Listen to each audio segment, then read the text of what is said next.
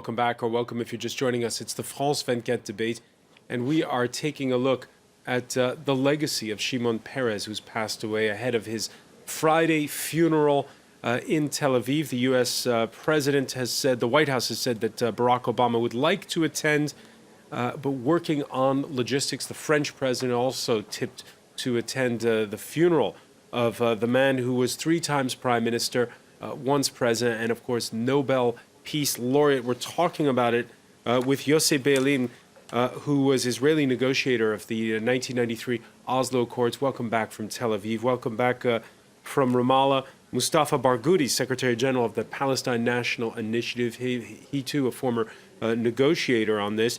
And academic Glenn Feder, Director of the Institute for the Study of Global Anti-Semitism and Policy.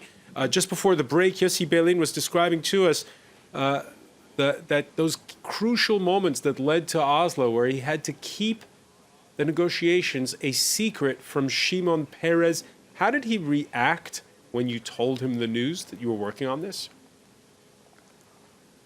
Well, that was very interesting, because I was afraid that he could say to me, well, I did not ask you to do anything, so don't surprise me with these things and stop it. And had he told me something like that, there would have been no Oslo process. But he understood the importance of such a breakthrough, of actually finding partners on the PLO for the first time. And that is why he decided to go to the prime minister with the idea. So he actually encouraged it rather than discouraged. So what happened afterwards? Why is it that, we've been seeing the last 24 hours, those images on the White House lawn of the signing, the images of the Nobel Peace Prize giving ceremony. What happened afterwards? Well, first of all, we are speaking about a very interesting but humble effort. The Oslo Agreement was a humble interim agreement, and it was not a peace treaty between Israel and Palestine. And I believe that all of us paid the price for the wish of leaders like President Clinton himself, who helped us a lot during the way. But at that moment, it was important for him to show a success story, although, as you know, the Americans were not involved in the process at all. And by inviting both Yasser Arafat and Yitzhak Rabin to the White House, it was seen by the world as if this was the end of the Israeli-Palestinian conflict, and that was not the story. And then when things went wrong, people said, but there was peace between them, so why is it so? And there was no peace treaty. So besides that, the extremists on both sides surprised us. I remember myself thinking about the impediments which could have happened during the implementation of the agreement, and I did not think about an Israeli doctor, a religious guy, going to Hebron and killing 29 prayers, and I did not think about suicide bombing. I thought about demonstrations, perhaps even violent demonstrations, but my imagination was too limited to think about the awful things which happened when on both sides people believed that we actually ended their dreams. And this is one of the reasons why it was so important to try to go directly to the permanent agreement and not to stick to the Madrid conference invitation, which was our guidelines to have a 5-year Palestinian Authority, a strong police on the West Bank, and so on. By the way, I also agree with Mustafa about the point of settlements. I think that both sides paid a high price for not mentioning the issue of the settlement freeze. Why did it happen? Because our coalition was a very, very tiny one. And Rabin said to us and to the Palestinians, please, you don't have to mention it in order to poke in the eye of our coalition members. It is enough, you know, that we had the Israeli government resolution 360 already in 92, which froze the settlements. Don't push me to the corner. Trust me, I don't want to build new settlements. It is my interest, it is in my interest, not only in your interest. And the Palestinians understood it, and they gave up on this phrase. And I believe that it was wrong for us to demand it and wrong for them to accept it. All right, let's pick up on several of those points, but of course the main one being the fact that when the Oslo Accords happened in 1993, this failed sense, as you say, Yossi Beilin, that there was this need to act fast. Yitzhak Rabin gets assassinated by a hardliner after those suicide attacks by Palestinians, the attacks by hardline settlers that had taken place. After that assassination, Shimon Peres takes over as prime minister, calls early elections to shore up support for the peace process. Then came, though, the breakdown of a truce with Hezbollah, a new war in South Lebanon, and the April 1996 bombing of the UN compound in Qana, where more than 100 civilians died. The following month, Likud's Benjamin Netanyahu would edge Shimon Peres by less than 30,000 votes in the election. Let me ask you, Glenn Feder, first of all. Less than 30,000 votes. Had Shimon Peres won, would he have been cowed by the hardliners, by the fact that, you know, the prime minister had just been assassinated?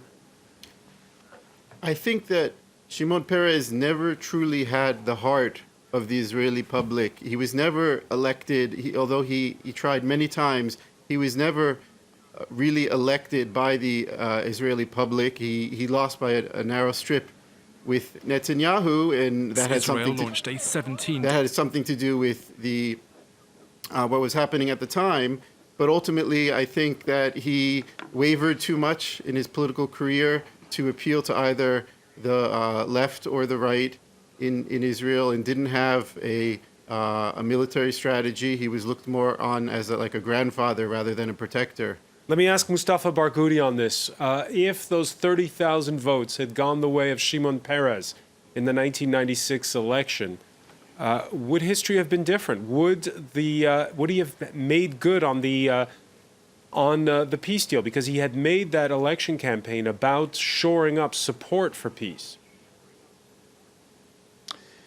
I wish so, but I am not sure, because you see, the problem here is in the fact that I don't think any Israeli leader up till now has accepted the right of the Palestinian people to have a truly independent and sovereign Palestinian state, without Israeli control of our borders, without Israeli control of our capital, East Jerusalem, and without Israeli control of our natural resources.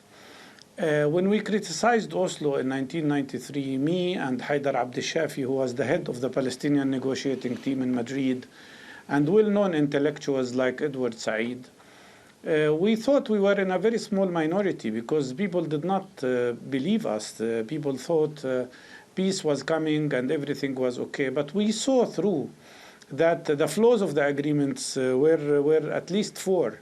One is that it was extremely asymmetrical, because from one side, the PLO and the Palestinians recognized the state of Israel, while Israel recognized not the right of Palestinians for statehood, but only recognized the PLO as a representative. This is the real joke in the process. Second, it did not include freezing the settlement or stopping the settlement activities. I'm glad that Yossi Beilin agrees with that point, but the Palestinians made a mistake by accepting that, and the Israelis pushed for it. The result is that instead of 111,000 settlers, today we have 700,000 settlers. Third point, the agreement did not include a very clear agenda or calendar for ending the occupation. And fourth, it kept many Palestinian prisoners in jail. These four elements undermined, in my opinion, the potential for peace and for an agreement. Now, 23 years after Oslo, I think the majority are on our side. The majority are realizing that our criticism was correct. The difference between Madrid conference and bilateral secret talks in Oslo was that the international conference was based on international law, was based on international resolutions, and the Oslo agreements, the Oslo negotiations were based on only what the two sides decided upon, and that's what Shimon Peres actually wanted. Today, I think when I look back, I see definitely a lost opportunity, a seriously lost opportunity, because now we both suffer more. The possibility of two-state solution could be assassinated because of the growth of settlement activities. And the Israeli public has changed. During the 90s, after the first Intifada, when the Israeli public felt the fact what it means to be an occupying power, we had a demonstration in Israel with more than 400,000 peace activists demanding peace. Today you have an Israeli public which is benefiting from occupation, benefiting from a system of apartheid, and supporting extremists. Crazy people like Naftali Bennett and Lieberman. Naftali Bennett is calling for the annexation of the West Bank. I personally believe had the Oslo agreement not happened, and had we continued till we reach a real agreement about ending occupation, we would have been probably today in a different situation. Do you still believe, Mustafa Barghouti, in a two-state solution? Is it something you still advocate? I do, but honestly, as my Palestinian colleagues ask me, I frequently answer this question by saying, my heart wants it. My brain tells me it might have become impossible because of the settlement, because of the imbalance of power between us and Israel, and yet we will struggle. I believe the Palestinian struggle is not for one state or two states only, or either. The Palestinian struggle, which is not unfortunately perceived sufficiently in the right way in the world today, is a struggle for freedom. It's a struggle for dignity. I struggle for removing the checkpoints, for removing the limitation on our movement, for removing the obstacles in front of our children to get proper education, and for the sick people to get proper health care. I struggle to remove this indignifying situation where we are insulted every day by Israeli soldiers at checkpoints or at the bridge when we want to cross. We want freedom, we want equality, we want what everybody else has. I am very sad that many Israelis don't see that, and they classify Palestinians as terrorists and do not see the fact that we are people like them, people who deserve to live in dignity and people who deserve to live in justice. Right. So for me, while I prefer to have a two-state solution immediately if possible, even if that is killed, this will not kill hope in our life. We will find a different solution, but we will never give up our struggle for freedom and justice. Never. All right. The last incarnation of Shimon Peres was as Israeli president, and you were mentioning there a moment ago. I'll put it to you, Glenn Feder, the perception of Shimon Peres, how it evolved over the year. He became a consensual figure when he became president. Yeah, he shifted. Obviously, it wasn't far enough for someone like Mr. Barghouti. I think it's important to really listen to what he's saying, Mr. Barghouti, to understand the state of the mind right now of many Palestinians, and notice that there was absolutely no critique or even criticism of Hamas in what they're doing to their own people, let alone the Israeli people.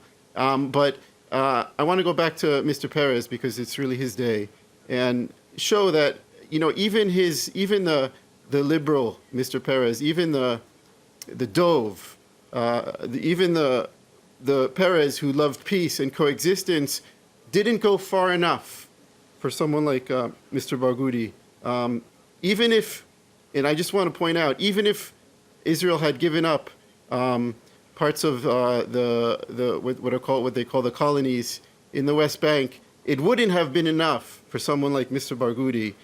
Sharon pulled out of the Gaza Strip, and look what happened. Now Hamas is launching rockets from that very land where Sharon pulled out from. That's a so repetition this is a of pipe Israeli dream. propaganda. This is a pipe dream that he's living in. And I think that someone like President Perez was illustrative of just how far Israelis were willing to go for peace, but it's not even close, I think, to what is demanded. Or what like Mustafa Barghouti did say, and is true, is that an increasing number of Israelis, as well as Palestinians, but mostly Israelis, including some inside of the cabinet, don't believe anymore in a two-state solution. Here's what Shimon Peres had to say about the peace process when he retired as president in 2014. Right now there is a pause. I hope the pause will be over. Negotiations will be renewed. And the original idea, the agreed idea of a two-state solution will win the day. Yossi Beilin, he believed up till the end. Do you believe?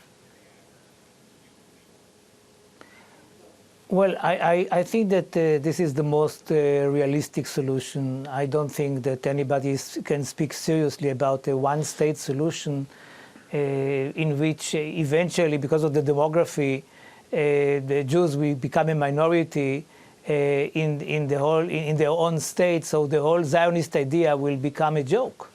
So we are speaking about the two-state solution. Most of the Israelis, according to the public opinion polls, consecutive public opinion polls, support this idea. It is also true that most of them do not believe that it will happen in the near future.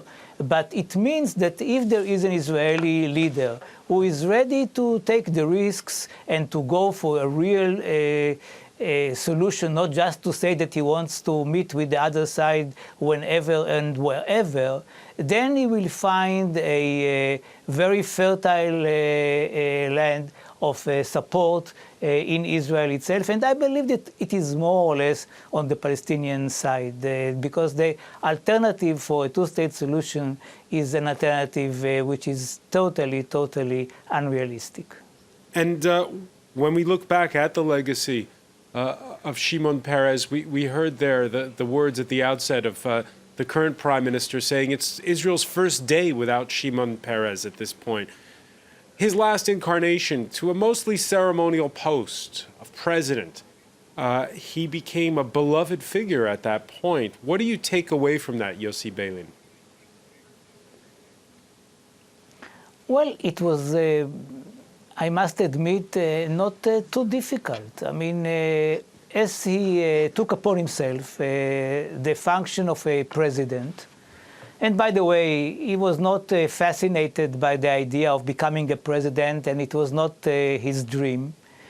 But he took the job, and as a president in Israel, you cannot be partisan. And he became non-partisan. And once he did not criticize the government publicly, for at least, and said things which were much more centrist, he got back the support that he had until 77. Because until 77, he was perceived as a star in the Israeli politics, somebody who could both get the support of laborists and of some of the center-right people in Israel, and he was very popular. So he became again popular, and only in the last 2 years, when he ended his presidency, he came back to his own ideas, which became dovish, in which he believed that the Palestinians are under occupation and deserve their own independence, and criticized the government for many mistakes that were committed by the government. And then again, people began to say, okay, here is the old Peres. This is the Peres that we don't like. We like the Peres who is a president who doesn't criticize anybody. I'm glad that he had the opportunity to get back to the real Shimon Peres after the 7 years of presidency. And just very briefly, because we're almost out of time, Yossi Beilin, what is the anecdote that stands out in your mind that tells us about the real Shimon Peres? I don't know if it is the real Shimon Peres, but one of the things about Shimon is that he loved life. He was a person who liked to dance and to entertain himself. He was workaholic, and still he was not just behind the four walls. And I remember once visiting with him Morocco, and after a day in Morocco, he asked whether it was possible to go to a dancing show or something like that. And the security people around us looked at him as if, I don't know what, I mean, how could he, in a secret visit to Morocco, go to a dancing show? And after an hour, they brought the dancing show to the palace where we were hosted. And it was really a Fellini movie to watch us two in Marrakesh, in this hotel, with two seats, watching a group of about 20 dancers and musicians for an hour and a half. But this was Shimon. I mean, Shimon was the combination of somebody who loved to work, did not go on any vacations, but in the same time didn't give up on the nice things in life the way he saw it. All right, we'll leave it there. Yossi Beilin, so many thanks for joining us from Tel Aviv. I want to thank as well Mustafa Barghouti for being with us from Ramallah, and Glenn Feder for this thoughtful look back at the legacy of Shimon Peres. Stay with us. Our Media Watch segment is next.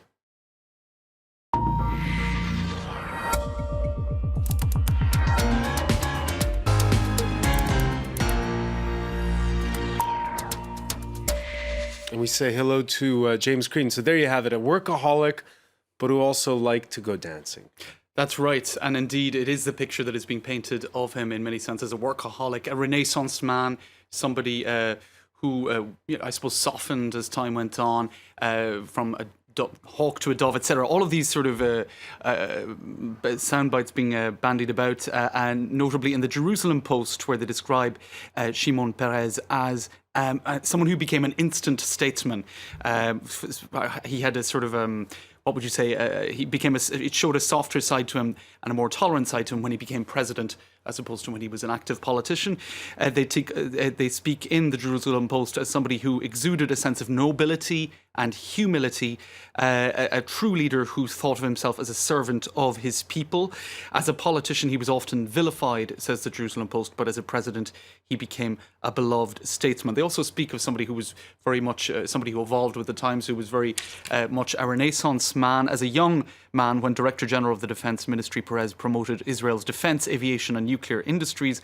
In later life, he was a keen advocate for nanotechnology, green industry and brain research. Moving to the Wall Street Journal, rather, also very positive. They speak about the fact that he was one of the winners of the Nobel Peace Prize in 1994, and for his work on the Oslo Peace Accords. He never gave up on trying to advance peace with the Palestinians, said the Wall Street Journal.